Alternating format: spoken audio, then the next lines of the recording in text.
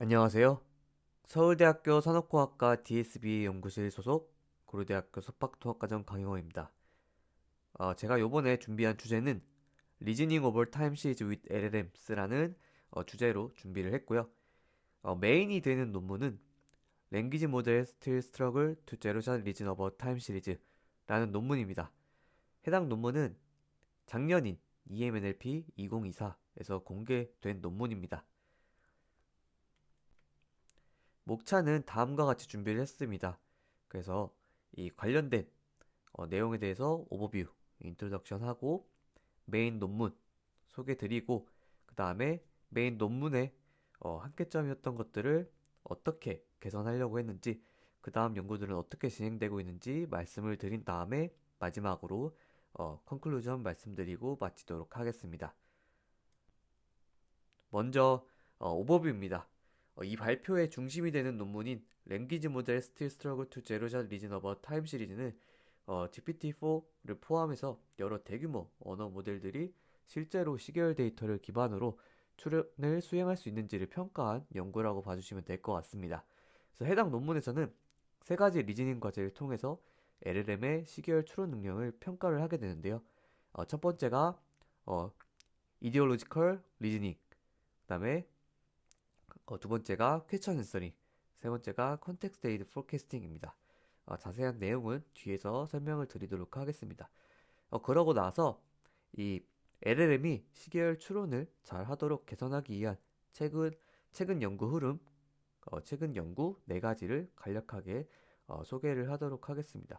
그래서 이번 발표에서는 이렇게 LLM이 왜 시계열 추론에 어려움을 겪는지를 좀 살펴보고 동시에 이를 극복하기 위해서 어떤 연구들이 어떻게 진행이 되고 있는지를 함께 알아보도록 하겠습니다. 먼저 해당 연구들이 수행하게 된 배경 그리고 필요성에 대해서 말씀을 드리도록 하겠습니다. 기존의 그 시계열 분석은 예측이나 이상치 탐지 등 이렇게 뭔가 정형화된 수치 기반 작업에 주로 집중이 되어 왔습니다. 그러니까 한마디로 어떤 수치들을 입력으로 받고 그다음에 아웃풋을 또 동일하게 수치로 내뱉는 그런 태스크로 보통 진행이 되었었는데 결국에는 이 시계열이 갖고 있는 뭐 배경이나 원인 혹은 이제 더 복잡한 해석을 요구하는 작업은 상대적으로 다뤄지지 않았다라고 봐주시면 될 것 같습니다.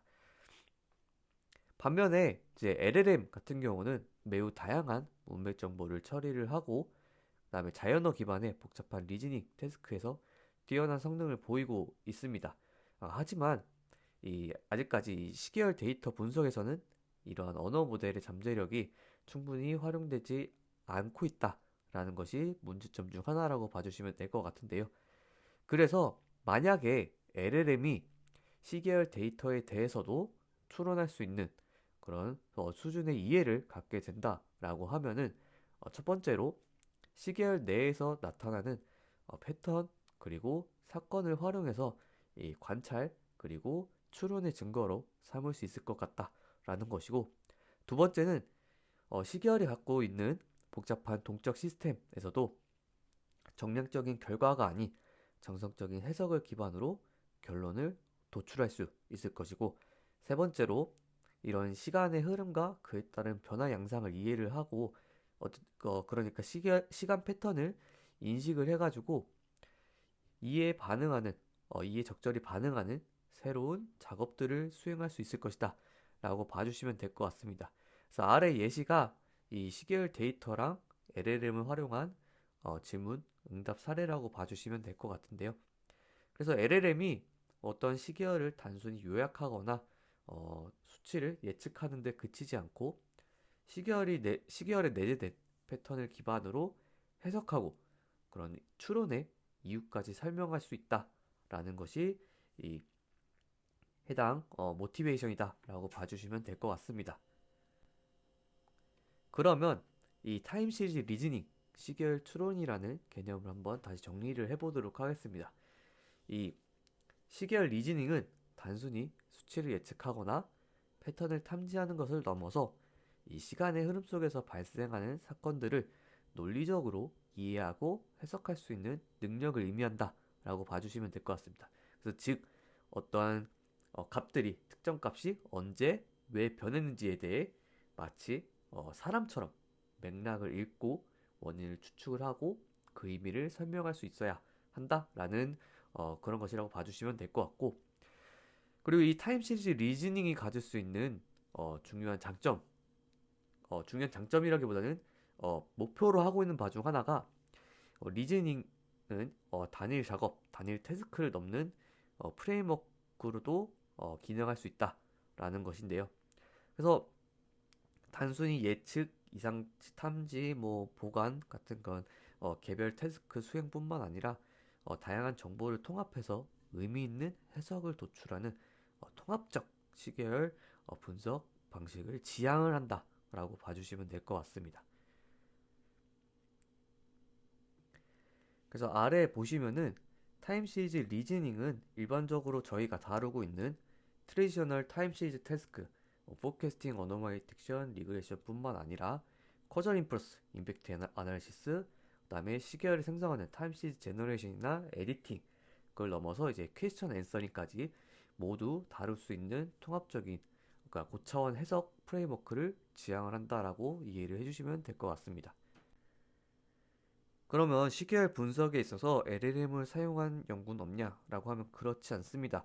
최근에 LLM 기반의 시계열 분석이 굉장히 유망한 주제로 부상을 하고 있는데요. 하지만 대부분의 연구들이 주로 시계열 예측, 타임 시리즈 포캐스팅에 중점을 두고 있습니다. 이 시계열 분석에서 LLM을 사용하는 연구들은 크게 두 가지 접근 방식을 사용을 하고 있는데요. 첫 번째가 프롬프트 엔지니어링 어프로치입니다. 이 프롬프트 엔지니어링 어프로치 같은 경우는 시계열 데이터를 일련의 토큰으로 취급해서 LLM에 직접 입력을 하거나 프롬프트와 결합해서 뭐 시계열 예측이라든가 그런 것을 수행하는 방식이 될 것 같고요. 얼라이닝 어프로치 같은 경우는 이 시계열 데이터를 토큰으로 취급을 하는데 어떤 이제 뭐 텍스트 토큰처럼 바로 사용하는 게 아니라 시계열 데이터를 어떤 인베딩으로 변환하는 인코더를 사용을 하고 이 변환된 인베딩을 받아서 다시 LLM 출력으로 나타나는 디코더를 학습하는 방식이라고 봐주시면 될 것 같습니다. 그리고 이 단순히 LLM을 그냥 가져다 사용하는 게 아니라 뭐 프리트레이닝을 다시 한다거나 아니면은 파라미터 효율적 미세 조정 같은 전략을 사용해서 LLM의 중간 레이어를 활용하는 방식도 사용을 하고 있습니다. 이번 슬라이드부터 메인 논문인 Language Model Still Struggle to Zero Reason About Time 시리즈 관련해서 설명을 드리도록 하겠습니다.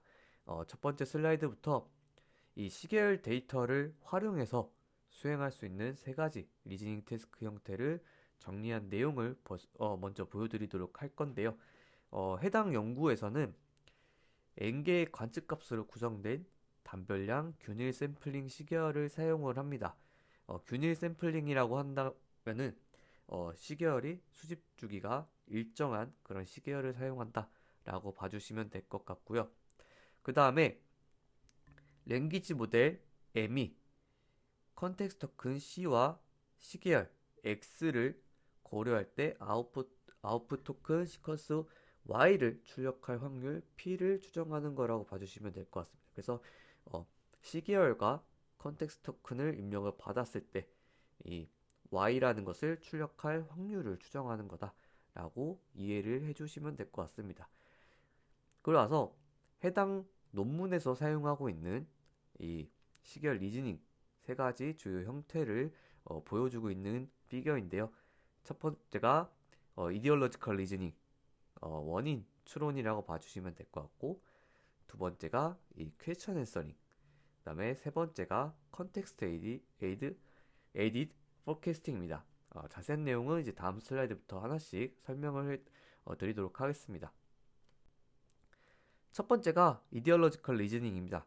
이디올로지컬 리즈닝이라고 하면은 어떤 주어진 시계열이 어떤 원인 또는 시나리오에 의해서 생성이 되었는지를 추론하는 능력을 확인하는 태스크라고 봐주시면 될 것 같습니다. 즉, 해당 연구에서는 다양한 이 설명 후보 중에 가장 그럴듯한 원인 설명을 선택하는 과제라고 봐주시면 될 것 같은데요. 그래서 수식을 표현한 게 다음과 같은데 어떤 시계열과 이 컨텍스트 토큰이 주어졌을 때, 그러니까 문맥 C가 주어졌을 때 정답 설명의 확률이 오답 설명보다 더 확률적으로 높도록 예측을 해야 된다라고 봐주시면 될 것 같습니다. 그래서 이런 방식으로 모델이 올바른 설명을 선택할 수 있는지를 평가하는 방식이다라고 이해를 해주시면 될 것 같고요. 그래서 아래 예시를 그렸습니다. 그래서 여기서 퀘스천은 이 시계열의 생성 원인으로 가장 적절한 설명은 무엇인가요? 라고 주어졌고 그 다음에 하나의 시계열 그래프가 주어졌습니다. 보시면은 전반적으로는 초반에 완만하게 증가하다가 중간에 급격한 상승 그리고 후반부에 점진적인 하강이라는 특징을 갖고 있는 시계열이다 라고 봐주시면 될 것 같고 그다음에 오른쪽에 이 시계열을 설명할 수 있는 4개의 후보 설명이 주어지게 됩니다. 그래서 각 보기를 보시면 A는 학교의 기말 시험 점수 분포, B는 바이럴 유튜브 영상의 일간 조회수, C는 여름철의 일일 기온 변화, D는 환자의 혈압 측정값이라고 보기가 주어졌는데 이 중에서 가장 적절한 설명은 이 B, 바이럴 유튜브 영상의 일간 조회수가 되겠습니다.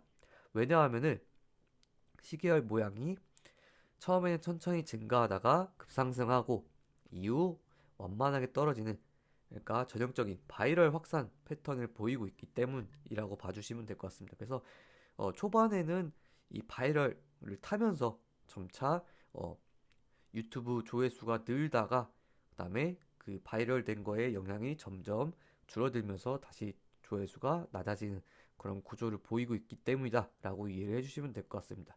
그래서 이 과제는 어, 이 태스크 같은 경우는 단순히 숫자를 보고 패턴을 맞추는 것이 아니라 시계열의 어떤 구조적 특성과 변화 양상을 해석을 한 다음에 그에 부합하는 상황적 설명을 추론하는 것이 핵심이다 라고 이해를 해주시면 될 것 같습니다. 다음으로는 퀘스천 앤서링입니다. 이 퀘스천 앤서링 같은 경우는 질문, 응답 기반 추론이라고 봐주시면 될 것 같은데 시계열 데이터의 패턴, 변화, 이벤트에 대한 질문이 주어졌을 때 이 언어 모델이 이를 바탕으로 정확하게 응답을 할 수 있는지 평가하는 그런 태스크다라고 이해를 해주시면 될 것 같습니다. 그래서 어떤 시계열 데이터랑 이 컨텍스트가 주어졌을 때 올바르지 않은 정답보다 올바른 정답을 선택할 확률이 높아야 한다라는 것이고 여기서 중요한 점은 모델이 질문에 답을 하기 위해서는 반드시 시계열 데이터를 해석을 해야 한다라는 것입니다. 그래서 단순히 뭐 언어적인 힌트나 상식에 의존하는 게 아니라 질문과 시계열을 모두 고려했을 때 정답을 맞출 수 있어야 됩니다. 그래서 수익적으로 보면은 이 컨텍스트만 보고 그러니까 질문에 답을 내릴 확률보다 시계열과 컨텍스트, 그러니까 퀘스천이 되겠죠. 퀘스천 같이 주어졌을 때 정답을 더 맞출 확률이 더 높아야 한다라고 이해를 해주시면 될 것 같습니다. 그래서 아래 똑같이 예시를 준비를 했습니다. 그래서 질문을 보시면 만약 이 카페가 밤새 영업을 하게 된다면 이 시계열에는 어떤 변화가 생길까요? 라는 질문입니다. 그래서 해당 이 시계열 그래프가 한 카페의 시간대별 방문자 수를 나타내고 있는데요. 그래서 보시면은 아침부터 점심 무렵까지 방문자가 급증하고 이후에는 점점 줄어드는 전형적인 일간 영업 패턴을 보여주고 있습니다. 특히 심야 때에는 아예 손님이 없는 0에 가까운 값들을 보이고 있는데요. 근데 이제 질문처럼 만약에 이 카페가 밤새 영업을 한다라면 어떻게 변화할 것인가 라는 질문을 또 주었습니다. 그래서 이 질문은 단순히 예측을 넘어서 현재 시계열의 패턴을 파악하고 가정된 변화 조건에 따라서 미래 시계열을 재구성할 수 있어야 풀 수 있는 문제라고 봐주시면 될 것 같습니다. 그래서 오른쪽에 마찬가지로 총 4개의 보기가 주어지는데 이 중에 가장 적절한 설명은 B가 되겠습니다. 그래서 카페가 밤새 운영되면 기존의 폐점으로 인해 영명을 기록하던 시간대 일부 고객 활동이 나타날 것이다. 하지만 이런 심야 시간대의 방문자 수는 일반적으로 아침이나 점심시간보다는 낮을 것이다.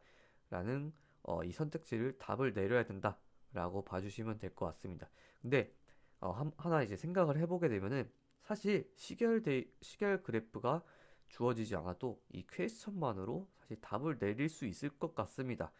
이게 이제 논문에 제시되던 예시 중에 하나인데, 그러면 이거에 대한 문제가 사실 이제 뒤에 이제 실험적으로 하나의 시계열 데이터가 주어졌을 때 이러한 이제 질문 양상이 사실 시계열 데이터를 보지 않아도 맞힐 수 있다라는 문제가 발생했고, 그를 해결하기 위해서 또 다른 실험도 진행을 했으니까 그거에 대해서는 뒤에서 다시 한번 설명을 드리도록 하겠습니다.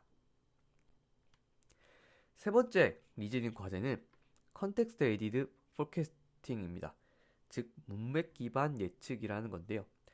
해당 태스크는 기존의 시계열 예측과는 달리 단순히 과거 구간만 보고 미래를 예측하는 것이 아니라 추가적으로 주어진 텍스트 정보, 그러니까 즉 상황에 대한 설명을 바탕으로 보다 정교하고 의미 있는 예측을 수행할 수 있는지를 평가하는 태스크라고 봐주시면 될 것 같습니다.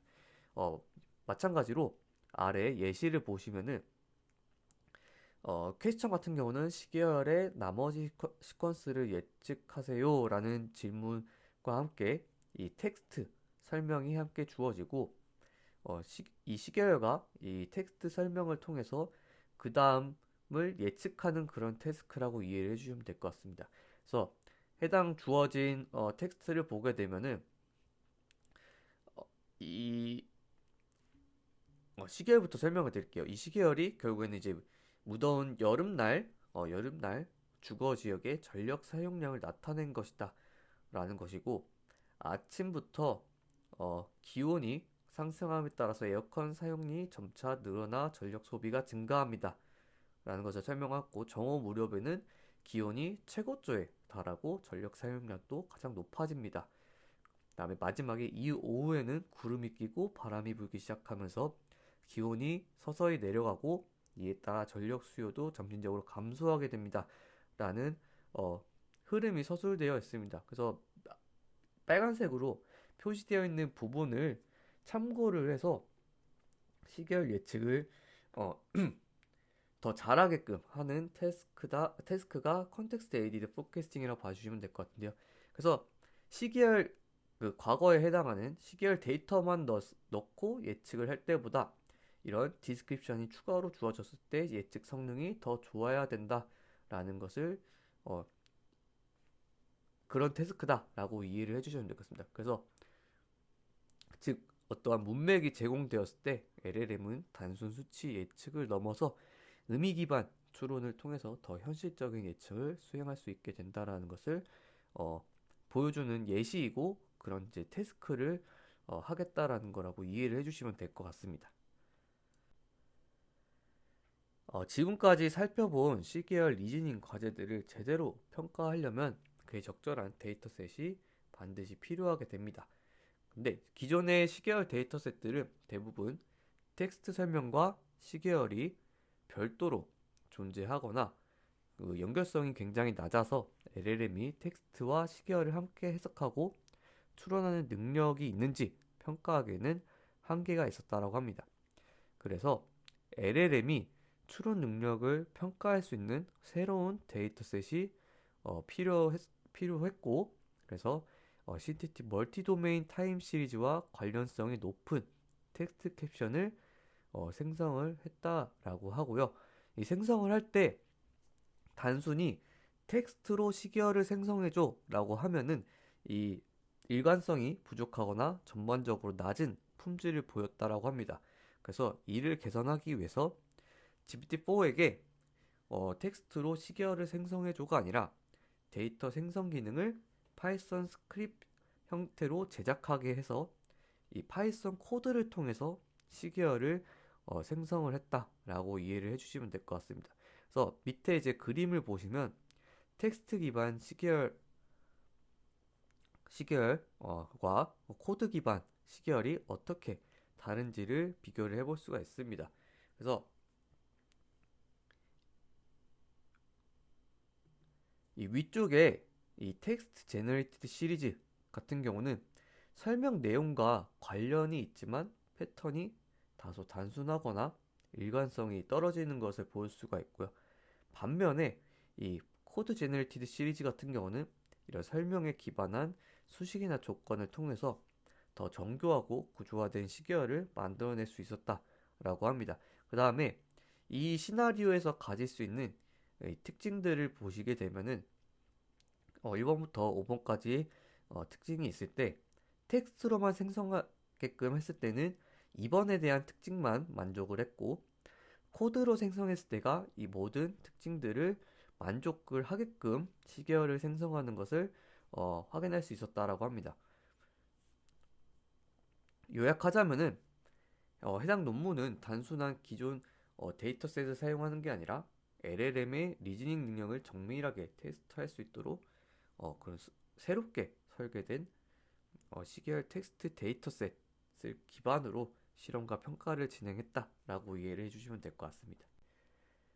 LLM한테 특히 이 논문에서는 GPT-4를 활용해서 시계열 데이터를 어떻게 생성하게 하였는지를 설명드리도록 하겠습니다.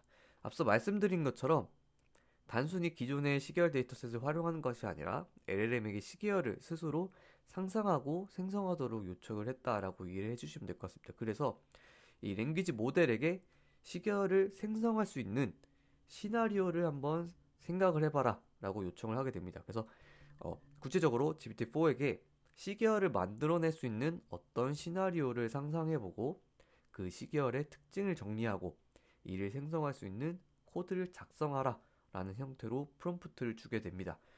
그 결과 이 생성된 데이터는 총 5가지 정보로 구성이 되게 되는데요. 첫 번째는 시나리오에 대한 설명 캡션, 두 번째가 시계열에 대한 그 메타데이터, 뭐 단위, 기간, 뭐 언제 시작, 언제 끝, 뭐 그런 것들이 나타나는 것을 볼 수 있고요. 그 다음에 이 시계열의 특징 요약, 그 다음에 생성 코드, 그 다음에 시계열의 수치 데이터, 이렇게 5가지 정보로 생성이 되는 것을 볼 수가 있습니다. 이때 단순히 GPT-4에게 시나리오를 생성하라고만 반복적으로 요청을 하게 되면은 중복된 시나리오가 생성이 되거나 아니면 유사한 형태의 시나리오가 반복되는 문제가 생길 수 있습니다.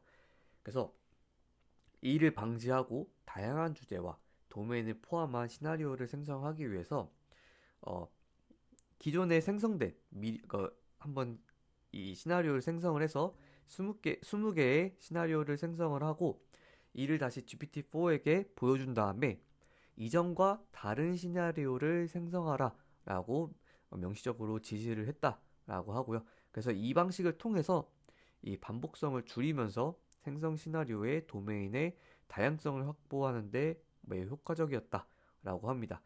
그래서 이렇게 생성된 시나리오 중에 해당 연구에서는 단별량 시계열을 사용하기로 했기 때문에 다별량 시계열 그리고 의미가 모호하거나 복잡한 시계열 아니면 누락값을 갖거나 무한한 값을 갖고 있는 시나리오를 제거를 해서 제거를 하게끔 필터링을 진행을 했다라고 하고요. 그래서 최종적으로 총 8,700개의 시나리오를 남겼고 그 중에 이제 100개 캡션을 선택을 해서 GPT-4한테 입력을 해서 10개의 영역으로 분류하게끔 했습니다. 그래서 아래 보시는 바와 같이 뭐 세일즈 앤 마켓 트렌드, 뭐 그다음에 인바이런먼트 앤 클라이메이트 이런 도메인들로 10개의 도메인들로 분류하게끔 하였고 그다음에 나머지 8,600개의 시나리오에 대해서 자동으로 적용을 했다라고 합니다. 그러고 나서 이 10개의 영역으로 잘 분류가 되었는지 확인하기 위해서 이 50개의 시나리오를 랜덤하게 선택을 해서 수동으로 직접 검토를 했다라고 합니다. 이렇게 검토를 했을 때 이 캡션하고 시계열 간의 부정확성이 없음을 직접 확인을 했다라고 하고요. 이렇게 생성된 시계열 데이터 예시를 보여주고 있는 장표입니다. 그래서 첫 번째 같은 경우는 세일즈 앤 마켓 트렌드라고 해서 이 대학가에 있는 커피 판매량을 나타내고 있는데 여기서 특이점은 시험 기간의 수요 변화를 고려하게끔 해가지고 이 시험 기간에는 커피 판매량이 뭐 증가되는 그런 양상을 보이도록 시계열 데이터를 생성하는 좀 특이한 시나리오를 만들 수가 있었고, 두 번째 인바이러먼트 앤 클라이메이트 같은 경우는 강수량 데이터인데, 이 계절풍의 시작과 종료에 따라서 기후에 영향이 가도록 하는 시나리오를 생성을 하는 등 굉장히 다양한 도메인별로 다양한 시나리오를 생성할 수 있었다라는 것을 확인해 볼 수 있었습니다. 다음 슬라이드에서부터는 이 시계열 리즈닝 태스크에 대한 결과를 설명을 드리도록 하겠습니다. 첫 번째가 이디올로지컬 리즈닝에 대한 실험 결과를 보여드리도록 할 건데요. 먼저 이 실험을 어떻게 평가했는지를 설명을 드리도록 하겠습니다. 앞서 말씀드린 대로 해당 태스크의 목적은 어떤 주어진 시계열이 어떤 시나리오로부터 생성되었는지를 추론할 수 있는지를 평가하는 태스크입니다. 그래서 문제 형식은 앞서 보여드렸던 것처럼 사지선다로 구성이 되고 정답 1개랑 관련 없는 오답 3개가 포함됩니다. 관련 없는 오답 같은 경우는 이 해당 시나리오에 대한 설명이 아니라 나머지 시나리오에 대한 설명을 가져다 넣었다라고 이해를 해주시면 될 것 같고요. 어떤 시나리오에서 생성이 되었는지 시계열 데이터만 보고 확인해야 되기 때문에 시계열 데이터만 입력을 하고 메타데이터, 뭐 설명 문장이나 메타데이터는 제공되지 않는 형태로 진행을 하게 됩니다. 입력 포맷 같은 경우는 수치 나열 형태로 주어지게 되는데, 이때 LLM 타임에서 사용한 방식을 사용했다라고 이해를 해주시면 될 것 같습니다. 그래서 2.88, 2.20, 2.48 이런 형태의 시계열 데이터가 있을 때 이를 정규화 과정을 통해서 1.052, 1.0178, 1.0324 이런 식으로 표현을 하고, 그 다음에 소수점을 갖게 되면은 결국에 입력 토큰 수가 늘기 때문에 이를 정수 형태로 바꿔주고 나타내고자 하는 소점 이하는 뭐 반올림하거나 하는 방식으로 반올림하거나 내림하는 방식으로 1052, 1017, 1032 이런 방식으로 나타냈다라고 이해를 해주시면 될 것 같고요.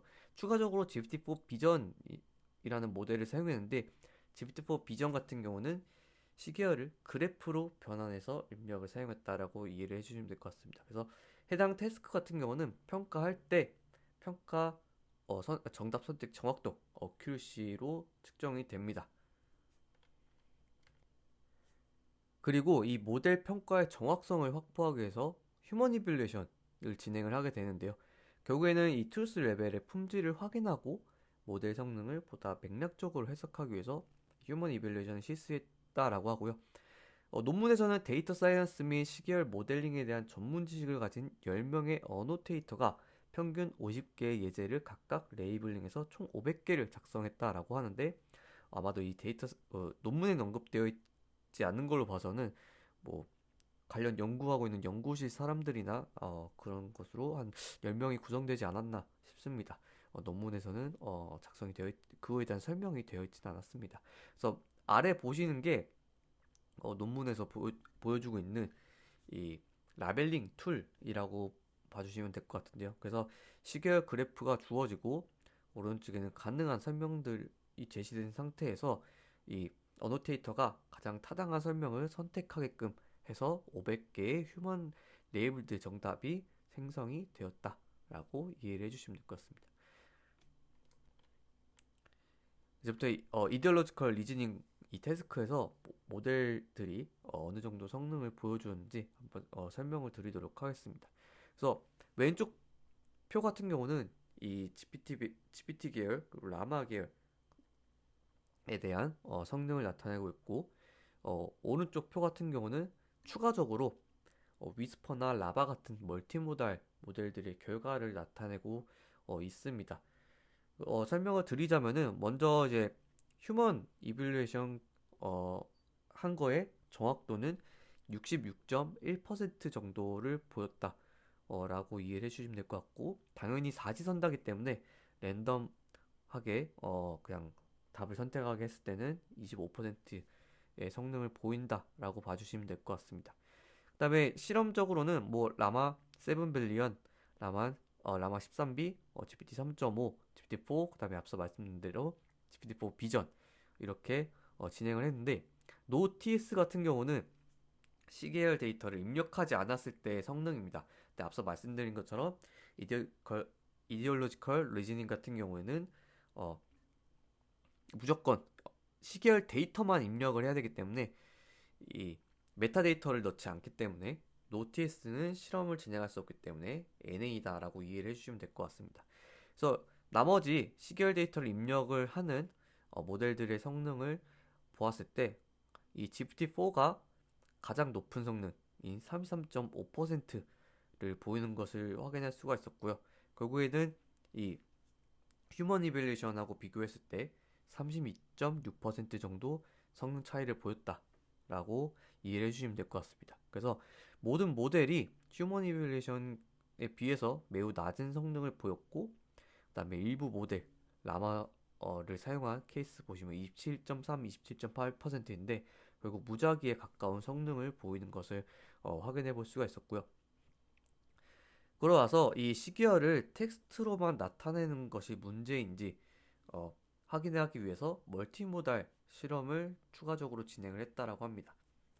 근데 이때 위스퍼, 뭐 라바의 뭐 매트플라립을 했을 때, 뭐 타임스를 썼을 때, 뭐 이런 방식을 써가지고 멀티모달의 결과를 비교했는데 23.6, 뭐 24.3 이런 이렇게 거의 랜덤에 가깝게 결국에는 이 텍스트로 넣었을 때나 뭐 이미지로 넣었을 때가 멀티모달로 봤을 때나 유사하게 낮은 성능을 보이는 것을 확인해 볼 수가 있었습니다. 결국에는 현재 제로샷 랭귀지 모델이 이 시계열의 원인을 판단하는 데는 푸어한 판단력을 가지고 있음을 나타냈다라고 해석을 해볼 수가 있을 것 같습니다. 두 번째 태스크인 퀘스천 앤서링 태스크에 대해서 한번 설명을 드리도록 하겠습니다. 퀘스천 앤서링은 앞서 말씀드린 대로 시계열의 수치나 패턴을 해석해서 질문에 답변하는 능력을 확인하는 태스크인데요. 그래서 해당 실험의 조건은 질문은 반드시 시계열을 해석해야만 정답을 고를 수 있도록 해야 되고 텍스트 정보만으로는 답변이 불가해하다라는 겁니다. 총 23만 개의 멀티플 초이스 QA 샘플을 구성을 했고요. 그다음에 두 가지 유형의 질문을 만들었다라고 합니다. 이거에 대해서 이제 뒤에서 다시 자세하게 설명을 드릴 텐데 원타임 시리즈 같은 경우는 단일 시계열만 주어지고 그다음에 질문을 답하는 것. 그다음에 투타임 시리즈는 두 시계열을 주어지고 두 시계열을 비교하는 질문이다라고 이해를 해주시면 될 것 같습니다. 원타임 시리즈에 대해서 설명을 드리도록 하겠습니다. 앞서서 말씀드린 대로 시계열 데이터가 하나 주어지고 그에 대한 정답을 찾는 그런 태스크가 원타임 시리즈가 될 텐데 이 원타임 시리즈에 대한 실험을 진행하기 위해서 데이터를 그러니까 이 퀘스천 문제를 생성을 하는 방법에 대해서 말씀을 드리도록 하겠습니다.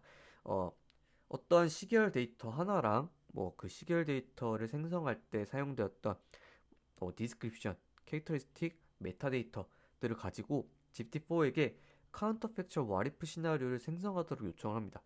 즉 반사실적 가상 시나리오를 생성하도록 요청을 한다라고 이해를 해주시면 될 것 같은데 그래서 GPT-4에게 원래 시계열과 와리프 시나리오로 인한 가능한 변화에 관한 질문을 생성하도록 요청을 해가지고 10,000개의 MCQ 문제를 얻게 됩니다. 그래서 아래가 그에 대한 예시인데요. 어떤 TV쇼에 대한 시청자 수를 나타내고 있는 시계열 데이터라고 이해를 해주시면 될 것 같은데요. 2020년 1월 1일이 제가 확인을 해보니까 수요일이었습니다. 수요일 날부터 수, 목, 금, 토까지 좀 비슷한 양상을 띠다가 일요일 날 갑자기 이제 증가하는 것을 볼 수가 있습니다. 근데 만약에 질문 같은 경우가 와리프 시나리오를 주어지는 것인데 TV쇼가 방영되는 게 수요일이 아니라 일요일 날 방영이 된다면 어떻게 바뀔 것인가 라고 물어보는 것이고 그에 대한 답은 이제 B가 답이 되겠는데요. B에 대한 것을 간단하게 설명을 하면은 이 스파이크의 위치가 시프트 돼서 방영이 될 거고 즉 일요일이 아니라 수요일 날 더 높은 스파이크를 보일 것이다라는 그런 답이 있는 답이 그런 게 포함되어 있는 게 B라고 이해를 해주시면 될 것 같습니다. 앞서 생성된 질문들, 즉 원타임 시리즈에 대한 성능 결과에 대해서 말씀을 드리도록 하겠습니다. 먼저 이제 전체적으로 GPT 계열 모델들이 굉장히 높은 정확도를 보이고 있는 것을 확인해 볼 수가 있습니다. 그래서 GPT 3.5 같은 경우는 88.2, GPT-4는 92.3, GPT-4 비전도 91.8 보이는 것을 확인해 볼 수가 있습니다. 근데 여기서 좀 주목해 볼 점은 이 노티스 결국에는 시계열 데이터를 넣지 않았을 때의 모델들의 성능인데요. 시계열 없이 질문만 본 모델조차도 90.4%, 92.6%의 정확도를 보였습니다. 그래서 이는 정말로 시계열을 해서 리즈닝한 결과라기보다는 질문 자체의 뭐 표현 방식이나 구조의 모델이 익숙했기 때문이 가능성이 있다라는 것을 시사해 볼 수가 있고요. 다시 말해서 시계열이 없어도 맞힐 수 있다라고 하면은 그거는 리즈닝 능력보다는 어떤 언어적 패턴 인식 또는 학습된 기억에 했을 수 있다라고 설명을 할 수 있을 것 같습니다. 이제 이러한 경향은 GPT-4로 데이터를 생성하고 또 같은 계열의 모델로 정답을 맞춘 그런 구조 속에서 모델이 학습 중 해당 유형의 표현이나 답안을 간접적으로 접했을 가능성도 있을 것 같다라고 볼 수 있을 것 같습니다.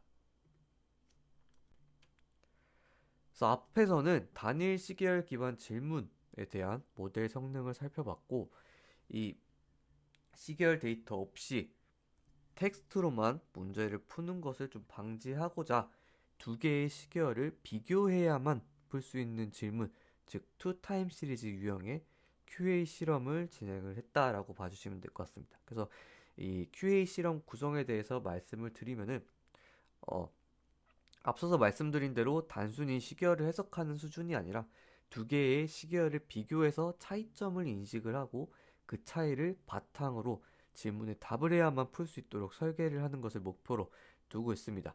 그래서 실험 구성 방법은 크게 세 가지 단계로 구성이 되어 있는데요. 첫 번째가 와리프 시나리오 생성입니다. 그래서 기존 시계열에 대해서 만약 어떤 변화가 생겼다면 시계열은 어떻게 달라졌을까라는 가정을 설정을 하게 되고요. 두 번째는 그 가정을 반영한 두 번째 시계열을 생성을 하게 합니다.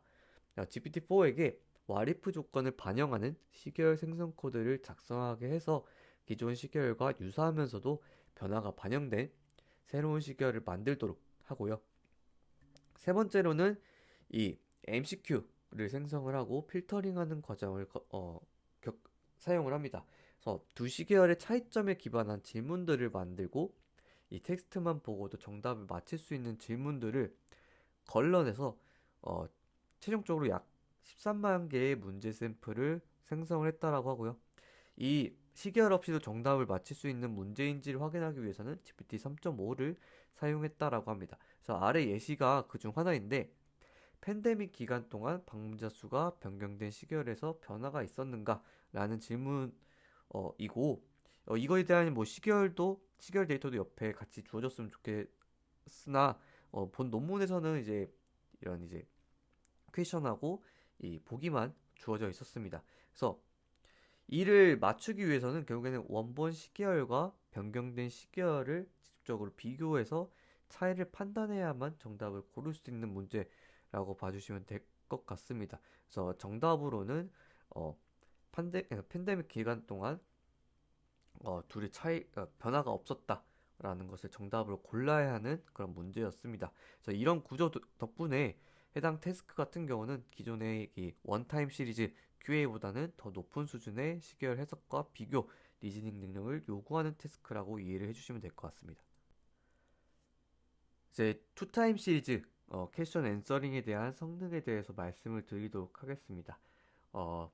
휴먼 이밸리에이션 이 성능 같은 경우는 67%의 정확도를 보였고 LLM 같은 경우는 GPT-4를 제외하고서는 거의 랜덤 수준 25%에 가까운 값을 보였다라고 합니다. 근데 GPT-4 같은 경우는 50%가 넘는, 물론 이제 휴먼 이벨루에이션보단 낮지만 조금 높은 성능을 보였었는데, 이 다시 노티에스랑 그러니까 시계열을 입력을 하지 않았을 때랑 비교를 했을 때 유의미한 차이를 보이지 않았다라고 합니다. 이는 또 GPT-4가 생성한 시나리오를 바탕으로 질문을 생성하고 했기 때문에, 결국에는 이러한 시나리오를 생성하는데 GPT-4가 사용이 되었기 때문에 어, 언어적 힌트나 이런 표현 구조에 익숙해져 있을 가능성도 배제할 수 없다라고 생각을 해볼 수가 있습니다. 결론적으로 해당 실험에서는 이 대형 언어 모델들이 시계열 간 정량적 차이를 인식하고 이를 기반으로 리즈닝하는 데는 여전히 한계가 있음을 보여주는 실험이다라고 이해를 해주시면 될 것 같습니다. 그래서 앞서 GPT-4가 투타임 시리즈 QA에서 좀 높은 성능을 보이긴 했지만 과연 그 성능이 진짜 리즈닝 능력 때문인지 검증하기 위해서 추가적으로 실험을 진행했다라고 이해를 해주시면 될 것 같은데요.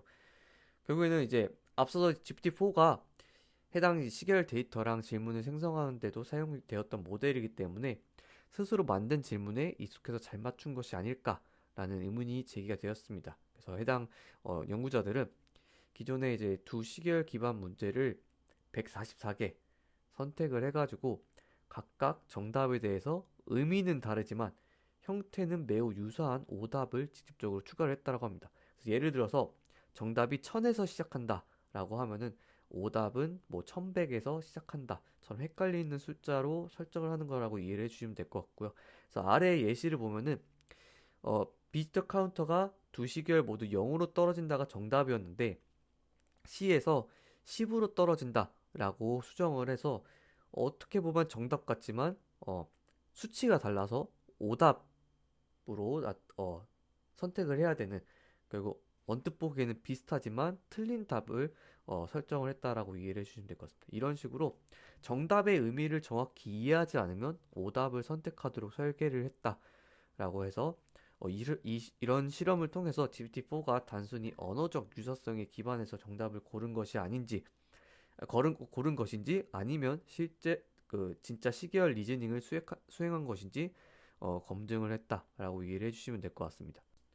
두 번째 검증 실험으로는 실제 시계열 데이터를 기반으로 실험을 진행을 했습니다.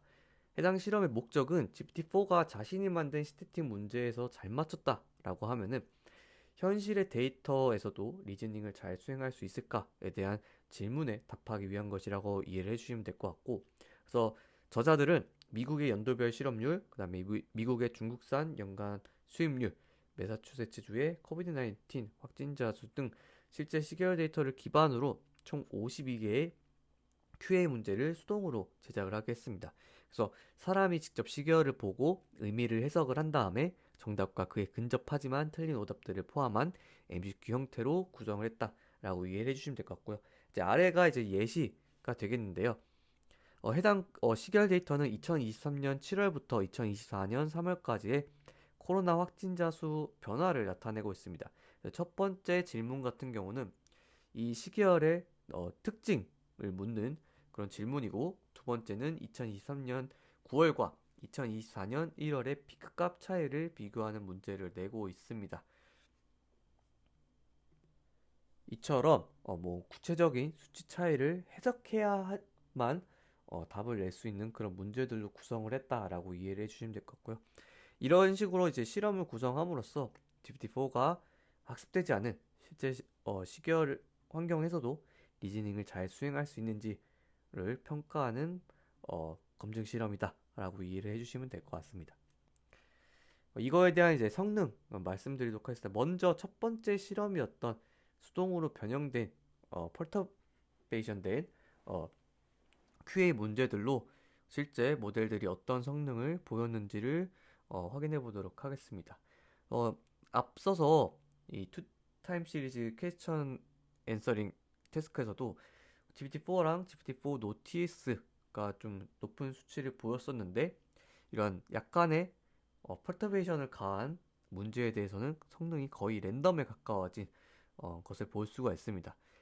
이를 통해서 앞서서 투타임 시리즈 퀘스천 앤서링에서의 그런 성능이 정답을 알아서 맞힌 것이 아니라 문제 생성 당시 기억과 패턴을 활용해서 성능이 좋았다라는 것을 확인해 볼 수가 있었고요. 어, 테이블에는 나타나 있지 않지만 수동으로 생성된 리얼 월드 데이터셋에서 성능을 확인해 보니 GPT-4의 성능이 이 신대틱 데이터에서 관찰된 것보다 상당히 낮은 36.6%의 정확도를 보이는 것을 확인해 볼 수가 있었습니다. 하지만 그래도 GPT-4를 사용했을 때 랜덤 25%보다는 조금 더 좋은 성능을 보이는 것을 확인해 볼 수가 있었고요. 결론적으로 해당 실험 또한 현재 LLM이 시계열 리즈닝을 수행할 수 있다고 보기에는 아직 부족하다라고 해석을 해볼 수가 있습니다. 그다음에 마지막 태스크인 컨텍스트 에이디드 포캐스팅입니다. 컨텍스트 에이딩 포캐스팅 같은 경우는 시계열의 과거 관측지랑 함께 텍스트 기반의 문맥 정보가 주어졌을 때 LLM이 미래값을 더 잘 예측할 수 있는가를 평가하는 태스크가 되겠고요. 그래서 캡션, 설명 및 메타데이터랑 함께 2000개의 시계열을 무작위로 선택을 한 다음에 그 시계열 데이터의 80%를 GPT-4에 입력을 하고 남은 20%의 타임스텝을 예측하게 했습니다. 그래서 예측한 값에 대해서 MA, MSE를 사용해서 성능을 평가했다라고 이해를 해주시면 될 것 같습니다. 그래서 궁극적으로 해당 실험은 LLM이 단순한 수치 예측을 넘어서 텍스트 기반 설명을 활용해서 미래를 더 잘 추론할 수 있는가를 평가하는 데 목적이 있다라고 이해를 해주시면 될 것 같습니다. 그래서 해당 실험 결과를 나타내고 있는 장표입니다. 그래서 이 위쪽에 있는 두 그래프를 보시면 각각 민맥스 정규화, Z스코어 정규화를 했을 때의 MA를 비교를 하고 있는데요. 텍스트 정보를 주어졌을 때랑 주어지지 않았을 때를 비교해 봤을 때 텍스트 정보가 사실 주어졌으면 사실 더 좋은 성능을 보여야 되는데 추가됐을 때 MA 같은 경우는 개선이 미미했다라고 해석을 하고 있습니다. 그래서 2000개의 샘플 중에 1040개는 성능이 향상되었고 나머지는 악화되었다라는 실험적 결과를 보였습니다. 그 다음에 이제 중간에 있는 피규어를 보게 되면은 첫 번째 콘텍스트에는 낮에는 소비가 증가하고 밤에는 감소한다라는 명확한 정보를 주었지만 이 실제 예측한 값이 이 빨간색에 해당하는데 이러한 정보를 무시했다. 컨텍스트에서 잠재적으로 유용한 정보를 무시했다라는 것을 실험적으로 또 확인해 볼 수가 있었습니다. 하지만 이에 대해서 더 많은 정보를 추가를 하면은 점차 성능이 향상되기는 했지만 전반적인 성능은 여전히 메디언 베이스라인보다 낮거나 비슷한 결과를 보였다라고 하는데요. 하지만 컨텍스트가 주어졌을 때 개선되는 케이스들도 있었습니다. 이것을 이제 시각적으로 분석한 것을 보여주고 있는데 위쪽 이제 A행 같은 경우는 분포가 일정하고 예측이 비교적 쉬운 시계열입니다. 그래서 LLM 타임을 사용했을 때 그다음에 이 시계열 데이터를 플레인 텍스트 형태로 GPT-4에 사용했을 때의 결과를 보여주고 있는데요. 컨텍스트를 사용하지 않았을 때보다 컨텍스트를 사용했을 때의 예측 결과가 좀 더 향상되는 것을 볼 수가 있고요. 두 번째 같은 경우는 좀 더 어려운 시계열 데이터가 되겠는데 이 또한 컨텍스트가 주어지지 않았을 때보다 그래도 주어졌을 때가 좀 더 좋은 성능을 더 좋은 예측을 보이는 것을 확인해 볼 수가 있습니다. 즉 LLM이 여전히 스트럭을 하고 있지만 문맥 정보를 잘 활용할 수 있는 방향으로 학습되거나 뭐 설계가 된다라고 한다면 시계열 리즈닝에서 잠재력 있는 도구로 발전할 수 있는 가능성을 보여주고 있다라고 저자들은 언급을 하고 있습니다. 그래서 이 지금까지 살펴본 이 세 가지 시계열 리즈닝 과제를 통해서 LLM이 과연 시간의 흐름, 패턴, 변화에 대해서 진정한 추론을 할 수 있는가를 좀 살펴봤습니다. 그래서 내용을 요약을 하자면은 GPT-4를 포함해서 그러니까 결국 GPT-4조차도 시계열 리즈닝 태스크에서 제한적인 성능을 보였고 좋은 성능처럼 보였던 일부 결과조차 문제 생성 시 기억된 표현이나 패턴 덕분이었다는 것을 실험적으로 확인할 수 있었고 그 다음에 많은 질문들이 시계열을 보지 않고도 정답을 유추할 수 있는 구조로 설계가 되어 있었다라고 결과를 내릴 수가 있을 것 같습니다. 그래서 해당 논문에서 하고자 하는 내용을 요약을 해보면 LLM은 시계열에 대한 진정한 추론을 하지 못한다라고 결론을 내릴 수 있을 것 같은데요. 그래서 어, LLM을 통해서 시계열 리즈닝을 하면 안 된다라는 내용을 담고 있는 것은 아닙니다.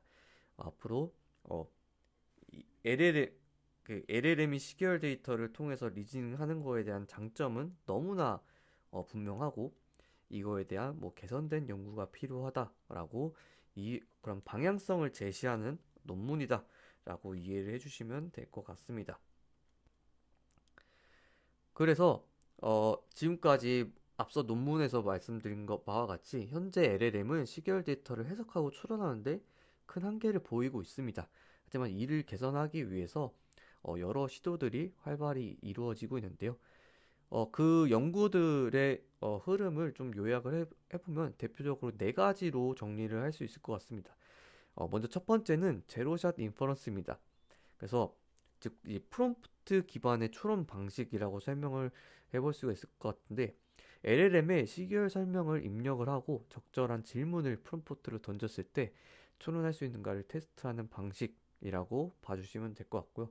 사실 본 논문도 여기에 해당을 하는데 그 다음 나온 연구들을 그래서 프롬프트를 얼마나 더 잘 줄 것인가에 대한 연구들이라고 봐주시면 될 것 같고 두 번째가 인스트럭션 투닝 기반의 원 스테이지 파인 튜닝입니다.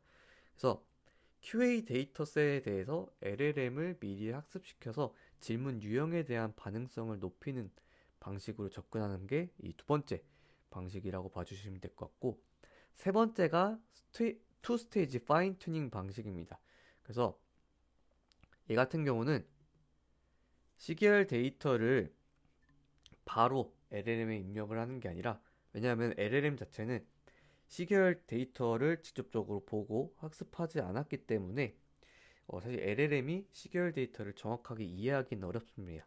그냥 이 숫자 값으로만 보는 거지 그 안에 내재되어 있는 정보가 어떤 것인지를 LLM이 모르기 때문에 먼저 어떠한 인코더 같은 것을 사용을 해서 시계열 데이터를 임베딩 벡터로 만들게 되고 그 임베딩 벡터를 LLM이 이해할 수 있도록 그 LLM이 갖고 있는 보켓 토큰 스페이스에 정렬이 되도록 얼라이먼트하는 뭐 다른 연구에서는 리프로그래밍 레이어를 사용한다고 하는데 이런 방식을 통해서 어, 텍스트랑 시계열을 정렬하는 방식으로 첫 번째 프리트레인하고 그다음에 QA에 대해서 다시 파인 튜닝을 하는 그런 방식 그러니까 투 스테이지로 튜닝하는 방식이 이 세 번째 방식이 될 것 같고요.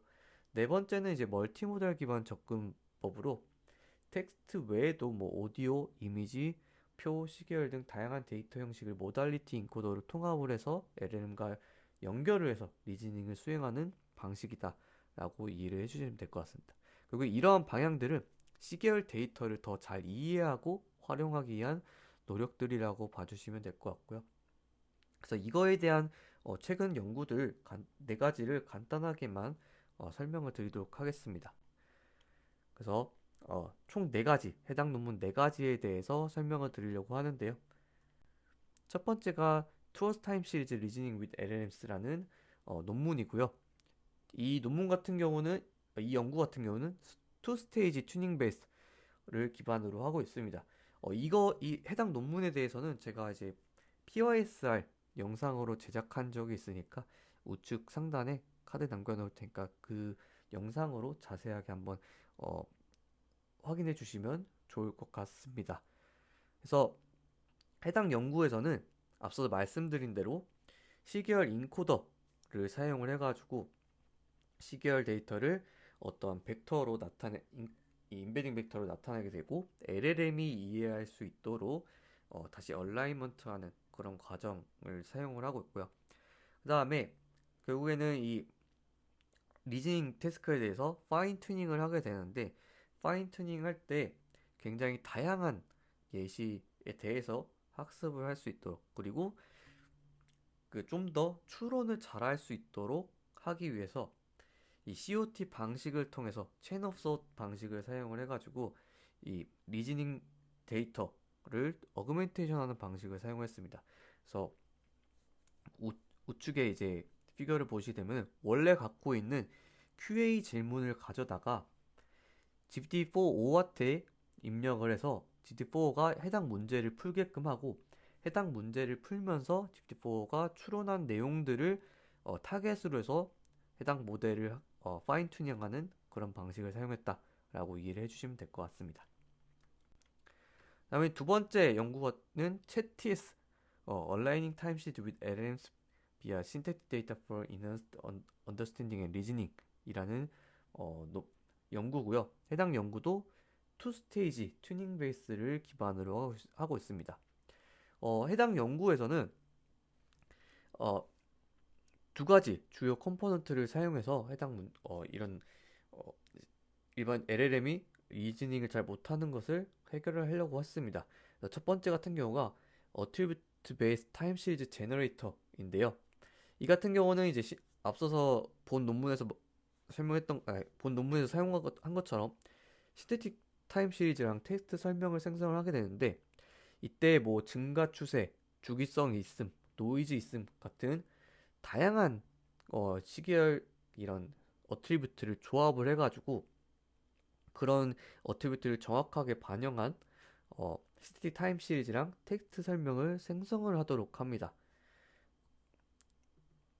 그리고 이제 두 번째는 이 타임 시리즈 이볼 인스트럭트 TS 이볼이라는 방식인데 LLM에서 이볼 인스트럭트라는 방식을 사용하는 것을 차용했다라고 이해를 해주시면 될 것 같습니다. 그래서 기존 이볼 인스트럭트 방식처럼 프롬프트와 응답을 점진적으로 발전시키도록 하게 되는데요. 이때 앞서서 어트리뷰트 베이스 타임 시리즈 제너레이터에서 생성을 했었던 이 타임 시리즈 어트리뷰트를 동적으로 삽입을 해가면서 시계열 특화된 QA를 생성하도록 합니다.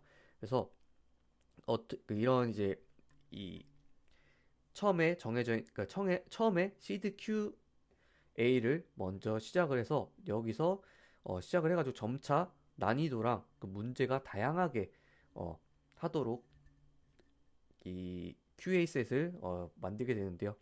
그래서 뭐 다양한 속성을 다루도록 문제를 생성을 한다든가 아니면 속성 간의 관계를 분석을 하게 한다든가 아니면 리즈닝이라든가 아니면은 시츄에이션 베이스드 현실적인 뭐 이상 탐지 같은 여러 문제들을 다룰 수 있는 그런 QA 문제를 생성을 하게 하고 그 다음에 컨텍스트 어웨어 LLM 구조를 통해서 앞서서 했던 것처럼 시계열과 텍스트가 통합된 인코딩을 수행을 하게 되는데 해당 연구에서는 다른 연구들이랑 좀 차별적인 게 단별량 시계열 데이터가 아니라 다별량 시계열 데이터를 사용을 하게끔 했습니다.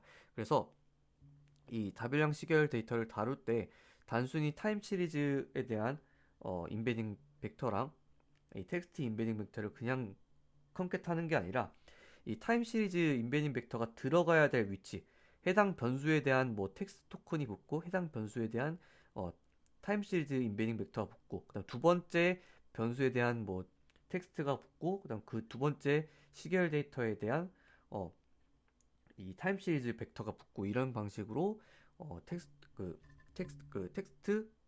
타임 시리즈 인베딩을 최종적으로 구성하게 되고 이를 LLM을 통해서 앤서를 내리는 그런 방식으로 사용했다라고 봐주시면 될 것 같습니다. 그래서 앞서 말씀드린 대로 이 투 스테이지 튜닝 베이스이기 때문에 얼라인먼트 먼저 진행하고 그 다음에 리즈닝 이 두 단계 학습으로 구성이 되어 있는 연구입니다. 이 세 번째는 템포 GPT입니다. 템포 GPT Enhancing Time Series Reasoning via Quantizing Embedding이라는 연구인데 해당 연구도 투 스테이지 튜닝 베이스드 연구이고 해당 연구가 좀 특이한 점은 일반적인 시계열 데이터의 리즈닝을 목표로 하고 있는 게 아니라 도메인 스페시픽한 리즈닝을 목표로 하고 있습니다. 그래서 이도 마찬가지로 신텍틱 데이터를 생성을 해가지고 리즈닝을 하도록 학습을 하게 하는데 이때 물리 기반 화이트박스 시스템을 활용한 고품질 멀티모달 시계열 데이터를 생성하게 합니다.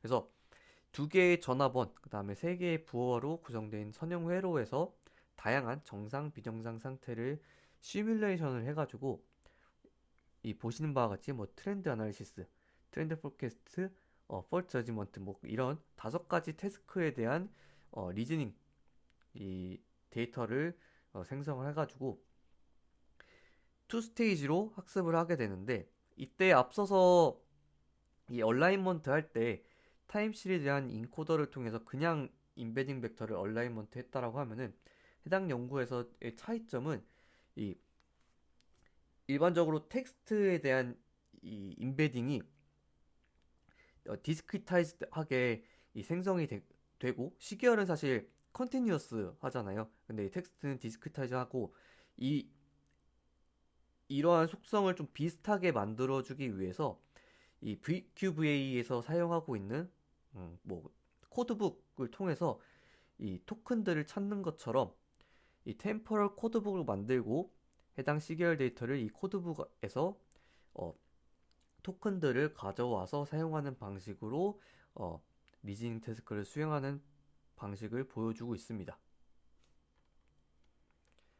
마지막으로 타임 MQA, 타임 시리즈 멀티태스크 퀘스천 앤서링 위 컨텍스트 이넌스먼트라는 연구입니다. 해당 연구는 원 스테이지 튜닝 베이스드를 사용을 하고 있습니다. 이 말은 시계열 데이터를 그냥 이제 LLM한테 입력을 하고 이 모델을 그 QA를 잘하도록 프리트레인 한다라고 이해를 해주시면 될 것 같은데 해당 연구의 이제 컨트리뷰션 같은 경우는 멀티태스크 QA 프레임워크 인 타임 MQA를 제안을 하고 있습니다. 그래서 그냥 리즈닝 태스크뿐만 아니라 뭐 포캐스팅, 임퓨테이션, 어노마리 디텍션, 클래시피케이션 모두 다 수행할 수 있는 프레임워크를 제안을 하고 있고요. 가장 큰 컨트리뷰션 중 하나가 대규모 텍스트 시계열 QA 데이터셋인 TSQA를 구축해서 배포를 하고 있습니다. 그래서 굉장히 다양한 다양한 도메인의 데이터들을 다루고 있고 그 안에서도 뭐 포캐스팅, 임퓨테이션, QA, 클래시피케이션, 어노마리 디텍션을 모두 다 다룰 수 있는 그런 QA 데이터셋을 구축을 했다. 20만 쌍 되는 데이터셋을 구축했다라는 게 가장 큰 컨트리뷰션이 될 것 같습니다. 여기까지 LLM이 타임 시리즈 리즈닝을 더 잘할 수 있도록 어떤 연구들이 진행이 되고 있나 해서 총 4가지의 논문들을 간단하게 설명을 드렸고요. 그래서 지금까지의 이제 제 발표의 결론을 좀 요약을 해보도록 하겠습니다. 본 논문이었던 Language Model Still Struggle to Zero Shot Reason About Time 시리즈에서는 시계열 데이터에 대한 LLM의 추론 능력을 평가하기 위해서 3가지 과제를 통해서 실험을 진행을 했었고 그 결과 GPT-4를 포함해서 LLM이 시계열 추론에서 상당히 제한적인 성능을 보이는 것을 확인할 수가 있었습니다. 특히나 시계열 패턴을 인식하고 원인 추론을 통해서 그 의미를 설명하는 데서 실패한 부분들이 많았고요. 그래서 이를 개선하기 위해서 총 4가지의 최신 연구들을 소개를 드렸습니다. 그래서 제 견해를 좀 정리를 해보자면은 본 논문을 통해서 LLM 자체는 시계열 데이터에 대한 이해나 추론보다는 단순한 패턴 매칭이나 학습 과정에서 본 문제 구조에 의존하는 경향이 크다라는 것을 확인할 수가 있었고요. 근데 그렇다고 해서 LLM이 시계열 리즈닝, 타임 시리즈 리즈닝을 못하고 할 수 없다, 하면 안 된다라고 생각하는 것이 아니라 결국에는 이 시계열이 시간 속에서 벌어지는 이야기를 뜻하고 이를 해석하고 설명하는 능력은 저희가 지향하고 있는 휴먼 레벨 AI를 향한 핵심 열쇠 중 하나라고 생각을 합니다. 그래서 첫 번째 논문에서는 LLM이 타임 시리즈 리즈닝을 못한다라는 결론을 보여줬지만 이 LLM을 통한 타임 시리즈 리즈닝이라는 거에 대한 첫걸음을 보여준 논문이었고 그 다음 설명드렸던 4가지 연구들이 이를 확장하고 개선하려는 최근 연구들에 대해서는 굉장히 중요한 의의를 갖고 있다라고 생각을 하고 있습니다. 그래서 아직 LLM이 시계열 타임 시리즈 리즈닝을 지금은 잘 못하지만 미래를 위해서는 개선되어야 되고 꼭 진행되어야 되는 연구 중에 하나라는 생각을 했고요. 그래서 이 지금 LLM이 타임 시리즈 리즈닝을 잘 못하는데 꼭 필요하다라는 것을 이 챗GPT한테 어떻게 멋들어지게 설명할 수 있을까, 멋들어지게 말을 할 수 있을까라고 물어봤을 때 챗GPT가 답한 내용을 제가 가지고 왔습니다. 언어 모델은 아직 시간을 따라 추론하지 못하지만 세상을 이해하기 위해선 결국 시간을 이해해야만 한다. 라고 챗GPT가 답을 한 것을 제가 그대로 가지고 와봤습니다. 네, 그래서 제가 준비한 이번 발표는 여기까지이고요. 지금까지 시청해주셔서 감사합니다.